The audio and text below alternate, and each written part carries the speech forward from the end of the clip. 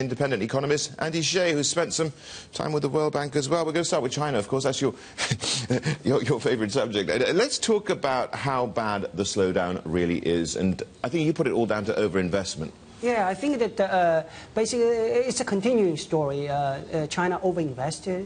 My rough estimate is $6 trillion. So it takes $6 trillion. That's right. It takes time to unwind the overinvestment. So one way to do it is to cut prices, to increase sales. So that's why we have inflation. And the side effect is that investment is half of GDP. So but they're continuing that investment. They've, in fact, brought forward a lot of projects, haven't they? No, but incremental changes are not rising. You see, the investment-led growth, you need to accelerate investment.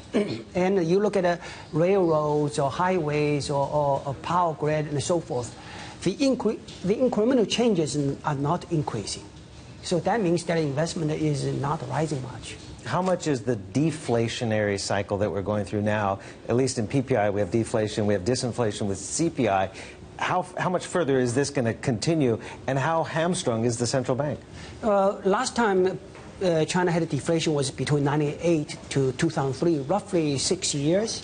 And this time, I think that it could last that long. It's basically depending on structural reforms. Last time we had a WTO-led reform, so deflation would have lasted longer without the reforms.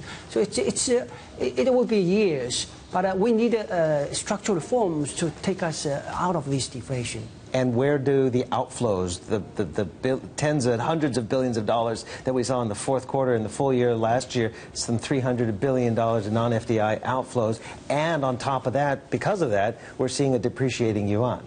Yeah, I think this outflow is driven by a strong dollar. You know, Chinese people are kind of have two currencies, the Chinese currency and the US dollar. And so when the dollar is going up, they switch.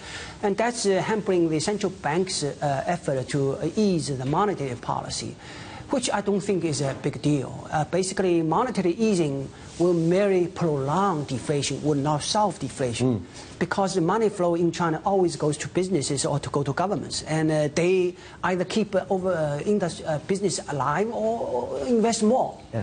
How much longer, though, can the central bank keep on vigorously defending the renminbi? I mean, they're buying renminbi with dollars consistently. Yeah, I think prop it up. I think that this window of downward pressure on the exchange rate is temporary, because the Chinese imports are falling. That's part of the investment adjustment story. But also those imports are cheaper because of the collapse in commodities prices, right? Yeah, but in terms of volume is going down. Chinese steel consumption is going down, so it's maturing. How much more can they? How many more bridges can they build? That's the point, isn't it? Yeah, that's right. But still, it means that it's going down. So China is importing less because Chinese imports are mostly raw materials and equipment. When you do not invest as much, then you import less. So China's trade surplus last year rose by 50%. This year could rise by another 50% to like between $700 to $800 billion. It's very difficult to see a currency to depreciate a lot with that kind of trade surplus. But it's not a bad thing necessarily. The exporters have been saying they want a weaker currency for a long time. Yeah, they love it. Yeah. I think still the Chinese currency is strong because the dollar is up a lot, and Chinese currency is versus dollar is down by a couple of percent. It's not a huge difference anyway when we talk about the currency. Let's have a look at what it has made a huge difference in the last 6 months, and that's been the equity market, which has been on an absolute fly. Now, you're saying that we should be prepared for a tsunami of new IPOs. Will there be the demand for it, and indeed, where's the money going to come from? Well, what's keeping Chinese market going is the belief that the government won't let it fall. It's more like a political economy thinking with the economy in deflation, and maybe they will try to create some inflationary expectation in the stock market. So there are policy initiatives to support the market. But in terms of fundamentals, when you have deflation, corporate earnings are under pressure. So it's difficult to justify a bull market. But what the government is trying to do is to use the stock market to channel cash to businesses that are in trouble, because they are losing cash due to deflation. So why should the government be propping these companies up? Yeah, well, because they're worried about bankruptcies. Basically, bankruptcy then will affect the banking system, right? Well, so that's the point. Is I mean, like Caser Holdings, for instance. Yeah. This is the first one which has U.S.-denominated bonds, and it would be a first if it actually does declare bankruptcy, where they're trying to do all they can to save the situation, actually sell it off. Yeah. Yeah. But basically, we see in U.S. dollar-denominated bonds the pressure, right? But inside China, China is mostly domestic debt. Yeah. And we don't hear anything. But with the depreciating yuan, is that a risk to corporates that have a sizable short-term dollar-denominated It's a little bit, bonds? but not the main issue. It's a couple. If 2% is not going to make a huge difference. I think the key is if you cannot sell properties, then you are in deep trouble. And that's what we are seeing now. The only way to keep you going is for the banks not to foreclose on you.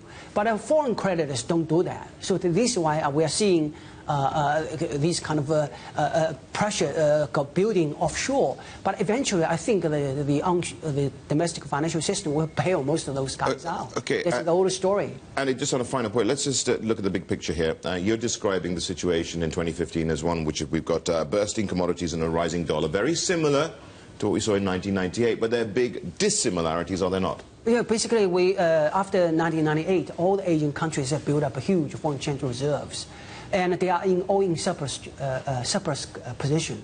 So, what the opposite of 98, we are going to see a lot of deflation pressure because when the dollar is going up, you like your currency to go down, but it's difficult in East Asia. So it's much more bit like Japan-like situation here in 2015. So it's not destabilizing. It's just kind of a slow.